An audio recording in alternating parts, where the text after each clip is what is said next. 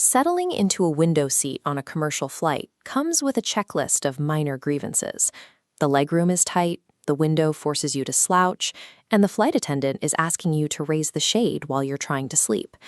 But inches away from that cramped seat, the environment is intensely hostile. At cruising altitude, the air is freezing, and the wind is ripping past the aluminum skin at hundreds of miles per hour. To survive up there, humans require a completely artificially pressurized environment. Without it, at 35,000 feet, lack of oxygen means you'd lose consciousness in under a minute.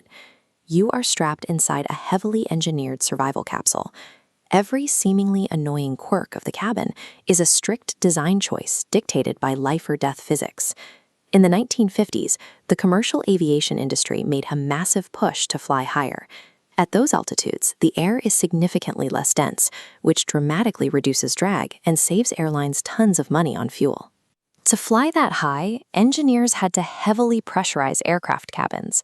The fatal flaw was that early passenger jets kept the exact same standard square windows you'd find in a house. This diagram shows how structural stress moves through the body of a pressurized plane. When force hits a square window, the pressure vectors multiply exactly at the 90-degree corners. Those 4 sharp corners become ultimate weak points. Under the enormous stress of holding breathable air inside, several early aircraft literally tore apart in midair. By removing the corners entirely and curving the window, the physics of the aircraft skin completely changes. The pressure vectors disperse evenly around the perimeter, eliminating those vulnerable stress points and keeping the fuselage intact. Even with the right shape, you still have to deal with their awkward placement.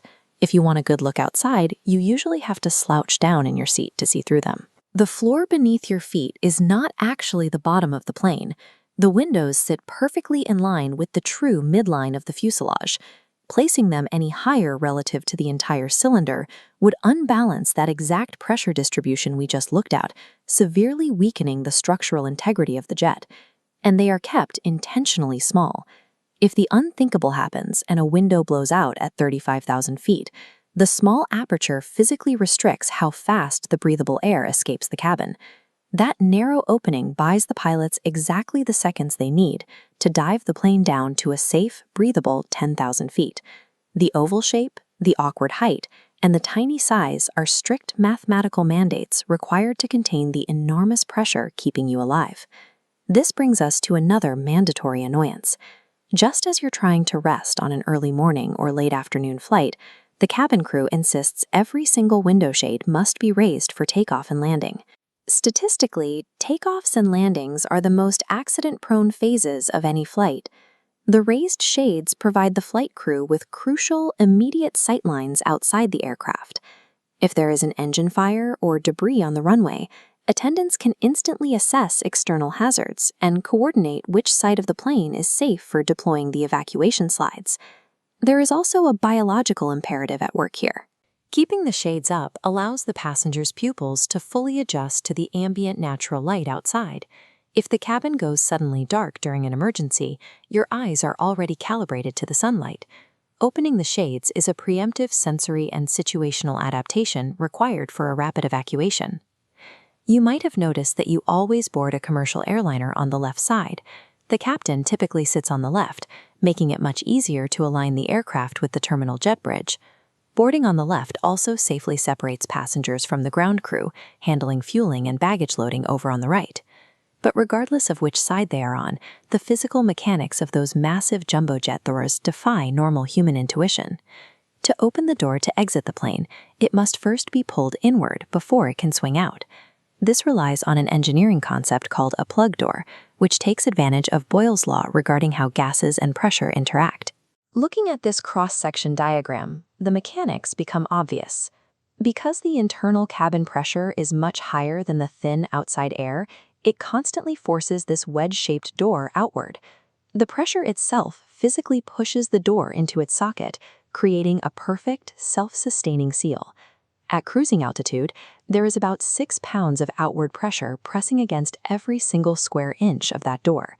To pull it inward, you would need to overcome thousands of pounds of force. Preventing someone from opening a passenger door mid-flight relies entirely on the insurmountable physics of air pressure, not mechanical locks. Even the direction of your seat is a calculated decision.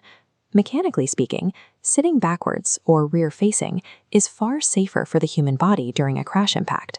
In a sudden stop, a rear-facing seat back perfectly supports and cradles the head, neck, and spine. Which begs an obvious question. If sitting backwards is definitively safer, why haven't airlines universally adopted rear-facing seats?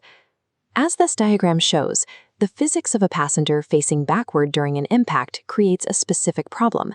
Their center of gravity is significantly higher relative to the floor. This generates a massive amount of leverage and upward strain pulling against the seat fittings. To safely support that added leverage, the seats themselves have to be heavily reinforced, along with much stronger, thicker floorboards. That extra material drastically increases the overall weight of the aircraft. A heavier plane requires significantly more fuel to fly, which would ultimately skyrocket ticket prices. Standard forward-facing seats are the exact point where biological safety margins collide directly with the brutal economics of aviation fuel. When you pull back from the microscopic details of the cabin and look at the aircraft suspended miles above the earth, the context shifts. The tiny windows, the blinding light from open shades, the incredibly stubborn doors, and the cramped seats are meticulously engineered defenses, actively protecting you from a deadly atmosphere. A commercial airliner is a perfectly calculated compromise between physics, economics, and human survival, transforming a cramped commute into a modern engineering miracle.